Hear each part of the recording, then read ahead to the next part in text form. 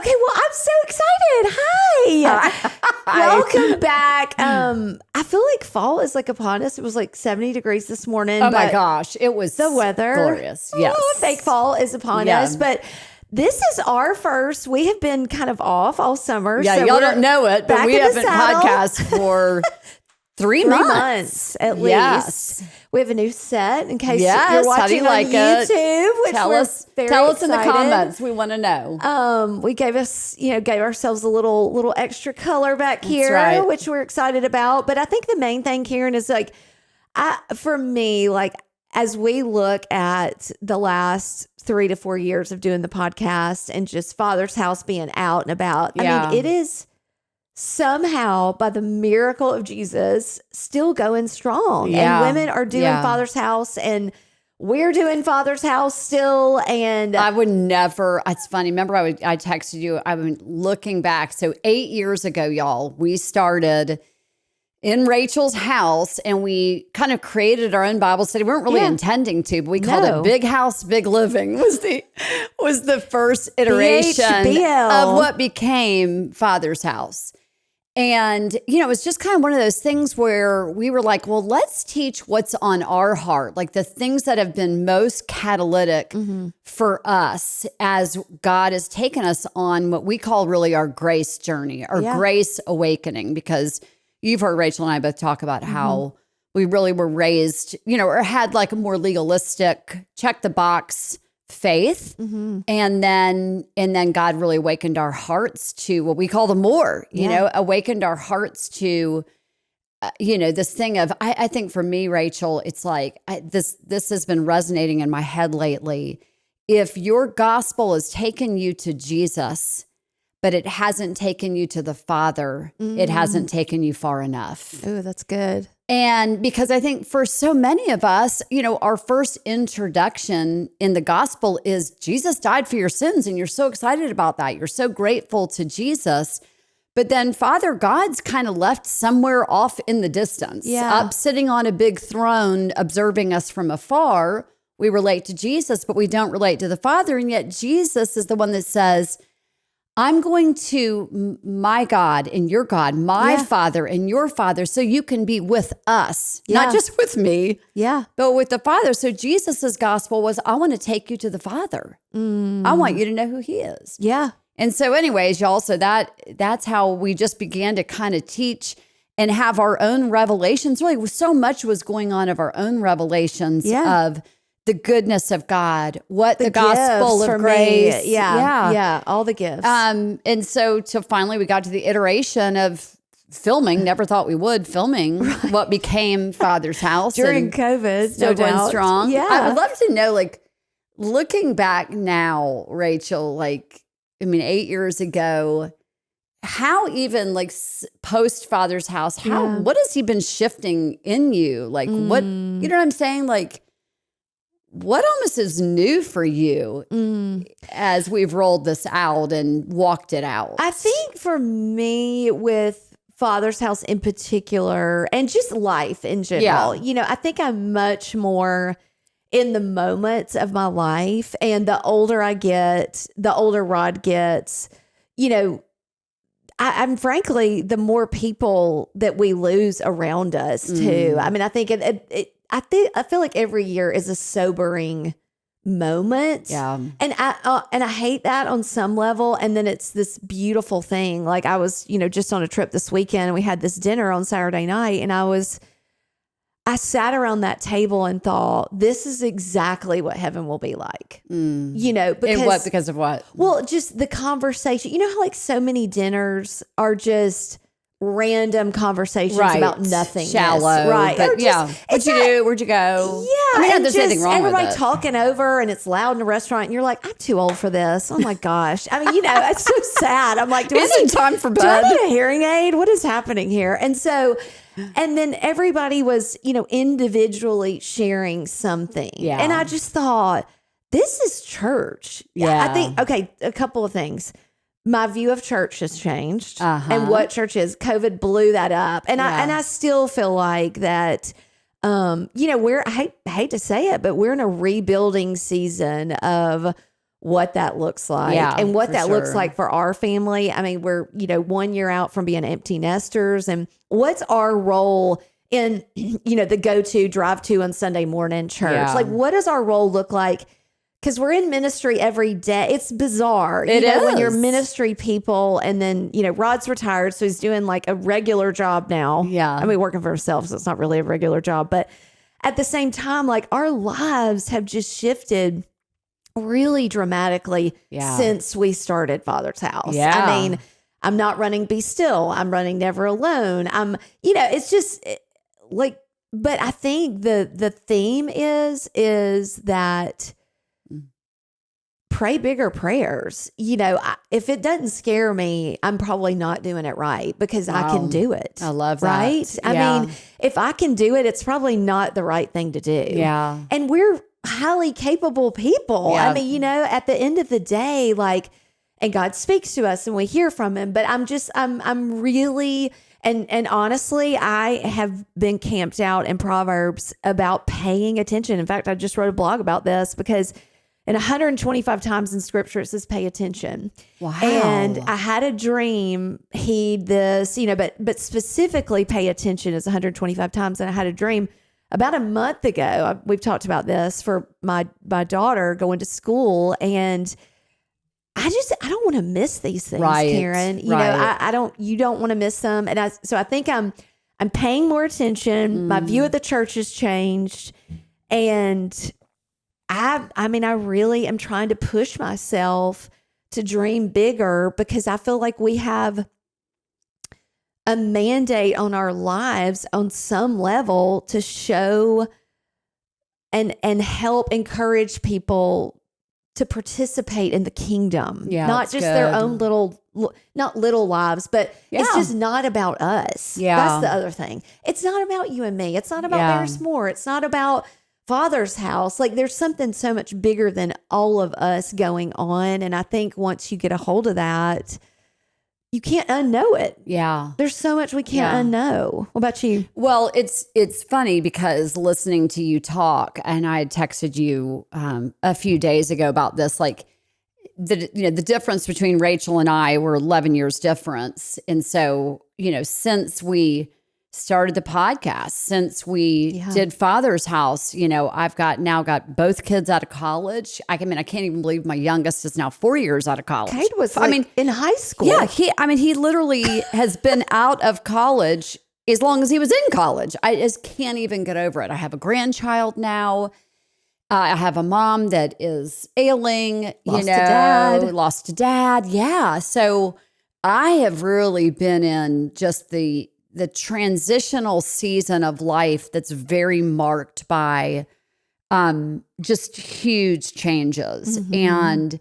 And how God has built seasons into the natural realm that mirror for us also seasons. Mm-hmm. And I remember I'd gotten like 2 prophetic words. It was about 2 years ago from 2 people I really respect. One of them, Michelle Haswell, that we've had on the podcast, about how God was removing some limbs from my life. And she saw him just going up and just pulling out big branches, out off of my life. And you're like, no. I know. And it felt, it was kind of one of those things at first I was like, oh, that sounds not good, and yet I've come to really kind of embrace that it doesn't, when we go into seasons where it looks like there's more subtraction than addition, subtraction only takes place so that there's room for addition. Yeah. The leaves have to come off in order for new leaves to come, in order for new fruit to come. And so,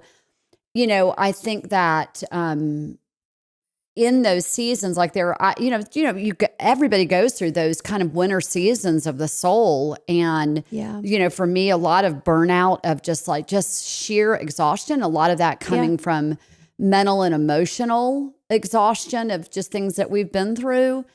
And in realizing that even in those seasons where it seems like God is really quiet, it's funny, this morning even as I was getting ready, the Lord was redirecting my attention to Jeremiah 31:3. Oh. And it's in the Message. And he says, I have never quit loving you.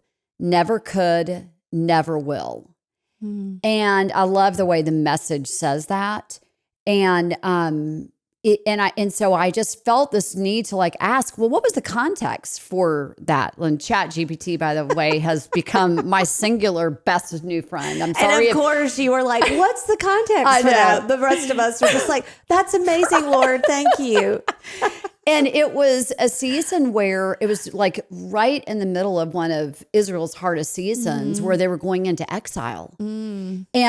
And of course, Israel's viewpoint of this was total abandonment. And this was this huge like chapter where he is inserting himself into their story and saying what looks like abandonment is really just a winter season because I'm the God who's never quit loving you, never could, and never will. Wow. And so I think that's been kind of my experience over the past few years is that even when things are not quite what they used to be like, he's still the same. Yeah. It's like God doesn't have seasons. Yeah. No. I have seasons, but he doesn't. Yeah. Well, and I think this summer, doing that supernatural boot camp, which by the way, we should do every summer because for sure. Who does not need the B12 with Robert Hodgkin? Robert Hodgkins in the middle of the summer. I was like, this is the greatest thing we ever decided to do. Totally. It was amazing. 3 weeks and it was fast. And I mean, we always would be, oh my God, we got to do it again tonight. It was so much is going on during the summer, but one of the things that Robert said, 2 things, and this is just the Cliff Notes version, but he said, we're all called to be a martyr to the need to understand. Yeah. Which I'm still repeating almost every day of my life because it was such revelation to me. Because I am fascinated that all the disciples were martyred except John. And, somehow we think we're going to have these beautiful, easy lives just in Christness all the time. And it's going to be, it's not easy to be a disciple. That's right. And they were martyred. And then the need to understand, I mean, that is just my life, your life was,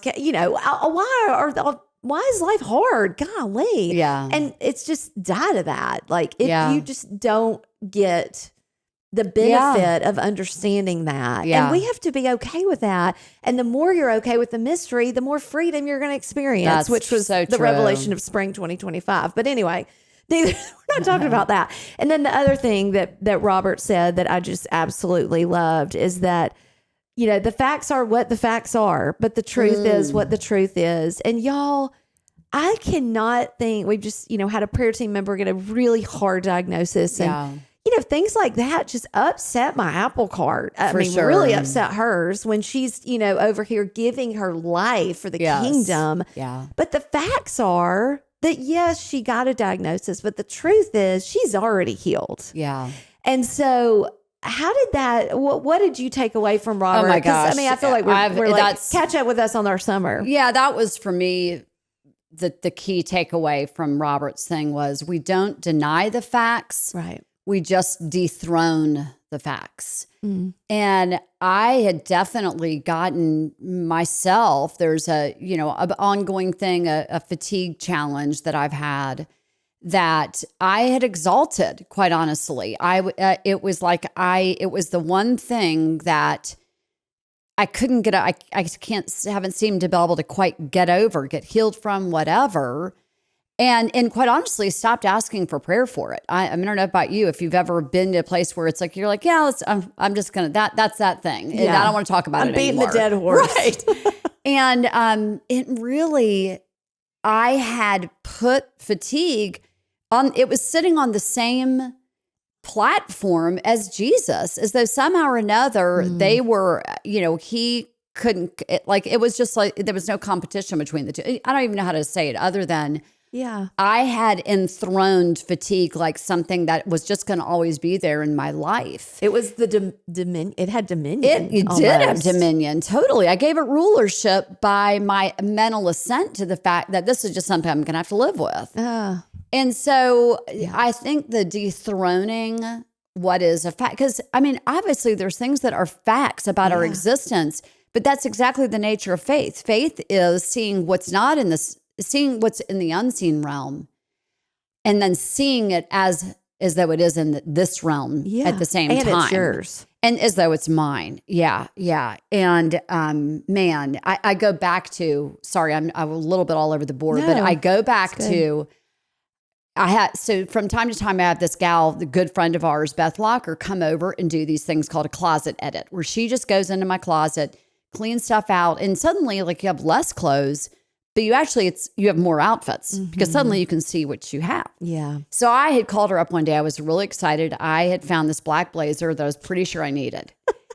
And she, with the 12 others that you have? Well, and she very sweetly said, "Oh, do you have a black blazer?" And I'm thinking, well, that's not really the point, right? I just need that black blazer. You are my wingman for buying this, okay? And so I go into my closet, Rachel, and I have 2 black blazers with tags on. Oh, wow. That I have never worn. So you are that person at Goodwill that I love who leaves the tags on when they drop it off. Oh, God, I totally am. But what is the point of that? It's like there is so much that the Lord deposited into our account, but we aren't putting it on. It's sitting there in my closet with the new tags on it. Healing, health, wellness, wholeness, freedom from habits, freedom from doing the same thing over and over and regretting it. And he's saying these things are sitting in your closet. You just really haven't learned how to take the tag off and put it on yet. Wow, it's good, Karen. Yeah. So it's real. That's where I'm at. I'm learning more and more each day. I cannot just give mental assent to these things. I have got to make them, I got to put them in my possession. That's what, you have them in your account, but you don't have it in your possession. Those are 2 entirely different things. Because otherwise I'm still shopping around. I'm still looking for, well, how can I get, looking into the world to figure this out? Me? Yeah. What is sitting in my closet? Just enthrone him. Yeah. Well, and that was a great episode of the There's... It was awesome. It's true. I mean, I think that's, there's so much that's happened since Father's House. I mean, that would take us a whole semester of talking about, but I do think that it's a journey. Yeah. And I think our circles get smaller, you know, I think the more that, and not in a bad way. It's just that, you only have, I mean, we're meant to live in community with 150 people and not know what's happening in Ukraine every day and not know what's happening with NATO and blah, blah, blah, all the things. And our brains are just so tapped. And so how can I shrink that world? Yeah. It's just like us coming to the basement to do the podcast so that we could reach more people versus doing events for 100 people. It's like, hey, what could we do that expands that? So it's like, we're literally going low into your basement and doing something totally different to expand what God can do. It's counterintuitive. So one huge thing that's happened this summer amongst Rachel's gazillions of accomplishments. Rachel is not in the winter season, by the way. Well, Rachel is in I have been in the last 3 years for sure. She's in between spring and summer. That's where she is at. Yeah, yeah. So, it was beautiful that we didn't have the podcast every, 3 weeks because it did allow me the time. And, we've been planning with Never Alone. We planned the conference for Scene, a year ago. We did the conference in February, but a year before that, we had decided that, we've got Father's House, which is amazing, but not everybody's ready for that. Like not everybody's ready to go back into their 0 to 18 years when they're like in the throes and literally in the furnace of grief. And we're just like trying to get out without smelling like smoke a little bit, and just trying not to burn up, honestly. For sure. And so that woman needed something. And so we were like, what could we do for her? And so the conference just, God just did it. I mean, yes, there were so many voices and so much, but we ended up saying we want to take a widow on a journey from desperation to destiny. And what does it look like in between there? Because that is a journey. It's just like Father's House is a journey from being loved to being, in the more. Empowered. Yeah, to being empowered. And so what could that look like for somebody who's really in the fire? Right. And, of course, I'm like, let me invite my 25 friends to help me do this because I can't Best way do to do things it. alone. I have no desire to do that at this season in my life. There's too many voices that need to be heard. There's too many testimonies that need to be shared. And so walk us through this. Tell us a little bit more nuts and bolts about it. We recorded it at the conference. So it's 8 sessions. And then somehow at the conference record didn't get hit. So we had to re-record 3 of the sessions, which was a bummer. But honestly, it was just the way it was meant to be. And unfortunately, one of those sessions was my talk at the conference, which talking to an empty room is about like if you could this put is chewing so not glass Rachel. and talking to an empty room, those are right up there together. And so, but I've told everybody, I'm like, well, it's session 8. So by the time they get to that, they won't even care. But I really do believe that God, that message was for him at the conference. It makes me cry because, I'll never get that video back. I'll never feel that feeling again. But he wanted that. Oh my God, sorry. He wanted that. That was my gift, to him. And now in a world where everything's recorded and everything's a blurb and everything's a TikTok, that was never going to be for anybody but him. Yeah. And them, the ones that were there that day. And the ones that were there that day. I'm sorry. So sweet. But I was mad at first. Yeah, I know you were. But then I got to the point that I was like, you know what? That was just a burnt offering that smelled good to you. Yeah. And what didn't necessarily smell good to me in the moment, but I was like, okay, I'm just going to make peace with this. And there's some reason. And it ended up being that we were able to do, a couple of other sessions that needed to be in there. One on devotion and then one on daily disciplines. And what does it look like to be a widow daily or a person in grief daily, and just sitting with normal widows who are like, yeah, it was hard. And, it was humble for me to like ask for help. I mean, things that people need to hear. Like, totally. It is humility to ask for help. And it's pride to think you can do it yourself. And, that's kind of hard to hear, but it's true. Right. So the truths that came out of that redo, which felt so annoying in the moment, but, God knew. And so it's 8 sessions. So you go from Desperation, and Brittany Price Brooker teaches on that, and then daily with 4 other widows, and then Discipline with Dr. Ben Edwards, who was, one of the fan favorites on There's More, and Dr. Chinwe Williams, who's a psychologist from here, and then Declarations with Courtney Prey, and then a decision to make. Everybody has a decision to forgive. Everybody has a decision to, that really marks the rest of your life. Am I going to stay in this grief and let it consume me and let it drown me? Or am I going to choose to move forward? And that may look like one step. Right. And so that really is the tipping point for the Bible study is Ginger's message on decision. Wow. And then you do an activation on forgiveness in that same message. And forgiveness is the linchpin for a lot of people. Right. And whether you're forgiving yourself for how you've handled grief and what you've done in grief, because that's a really big thing. I've drank myself into oblivion in grief, or I've been a terrible mom. I haven't really taken care of my family, or whatever it is. There's a lot of shame attached. Right. And or how they lived their life with their husband prior to that, I need to forgive him. I mean, I remember Brittany giving that first message several years ago on forgiveness, and it was like, whoa. Do you remember that? The response to that, and then kind of realizing, oh gosh, this is something that we can never not pass, we have to always incorporate this as a piece. Well, and, just because you forgave once, it doesn't mean that like there aren't 1,000 more things that need you to acknowledge that forgiveness is not fully present in that situation, whether it's for a friend or an in-law. And a lot of things happen in a year and in 6 months. And so it's just that 70 times 7. Like, we have a situation in our life where Rod's like, forgiveness number 175 825 million.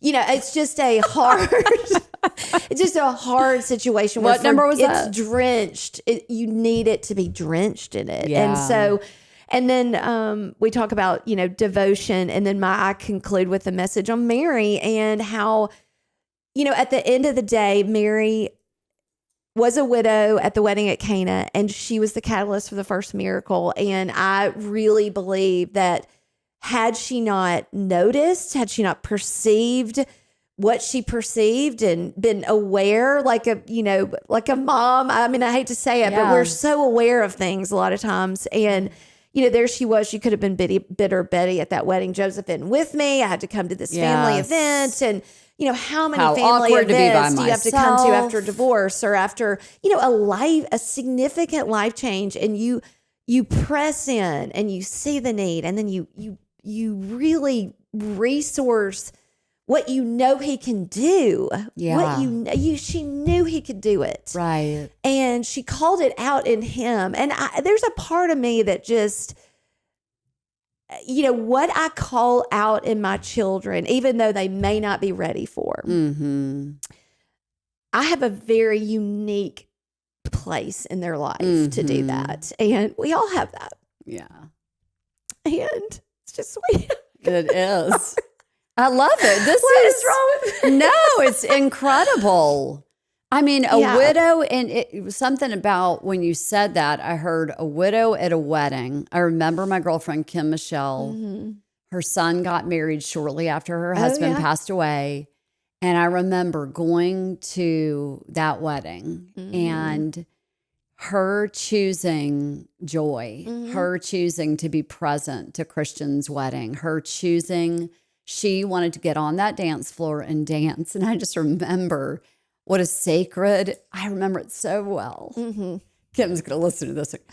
I just remember it so well. It was so sacred, the choice that she made, you know, as hard as it was to be there without Carrie. And yet she was like, I'm going to be fully present to this moment for my son. You know, like Jesus, Mary was present, you know, to the family, to her son. And to her son. And, you know, just what a widow who can walk that journey. You know, I mean, 8 weeks, pretty short time frame to walk that journey. But honestly, I feel like you can't, you know, once you see it in scripture, and then you internalize it, and then you know, get inspired on some level, it's like, oh my God, this isn't just about my grief. Like I mean, if that miracle hadn't happened, who knows? Yeah. You know what I'm saying? And we get to be a part of that. So it's just, so what do you exciting. like kind of, what is the, ultimately, and I think you've already said it, but I'm going to let you say it again.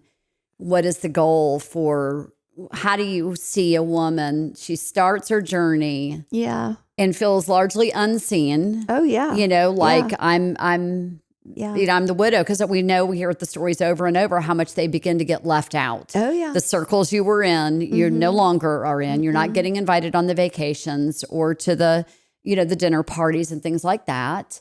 You know, so ultimately, what do you see a woman that's gone through scene emerging as? Yeah. Well, I mean, my goal would be that she walks out and undeniably knows that she's not unseen. Yeah. That she gets a little community. I mean, that would ultimately be the goal, because I really feel like from doing the study together, you mean? Yeah. And, you know, whether it's online with us, we're starting September 14th, or whether it's, you know, with a group that you gather, because I do believe that, you know, this in isolation isn't near as powerful, just like Father's House. Like, you can do it on your own. Yeah. But don't. Yeah, but don't. Because when you do it with others, and you have to open your mouth and you have to declare things like, or you have to say, I feel unseen here, or you have to say the positive thing. I actually do feel seen here, and I hadn't realized it till somebody asked me that question. Yeah. And so I think a lot of times you deny the power of God because you aren't talking about the power of God. You're talking about the hard things. Yeah. And you're giving more power to the hard things than you are the actual person Right. who is making a way for you in the dark. And so this is just a focus shift. I mean, I really feel like this is a focus shift after navel gazing, which we as widows can be really good at, and just a look up. This is a look up moment where we've packaged something for you that lets you sit in it. We don't deny the hard, we don't, and we ask you to sit in it with Jesus, but not alone. Yeah. And so it's a little slower, a little slower to the healing because there's so much grief to swim out of. So I'm excited. Beautiful. I know. So it comes out beautiful. September 1st. It's on pre-sale right now, and if you buy it right now, you get 2 extra videos. And I will say this. Tell us about the extra videos. Yeah. If you are in grief or if you're divorced, I feel like this won't just be for widows. Yeah. I feel like too. you could do this and you would be blown away what God did, even though we have curated it for widows just because that's the ministry. But I think at the end of the day, if you pick this up, you would get a lot of healing if you're struggling, and the grief has been the story. But the 2 extra videos that you get are fear over finances and then how to tell your story, those are immediately available like when you buy it today. And the book, obviously, it's very much like Father's House. Download the videos.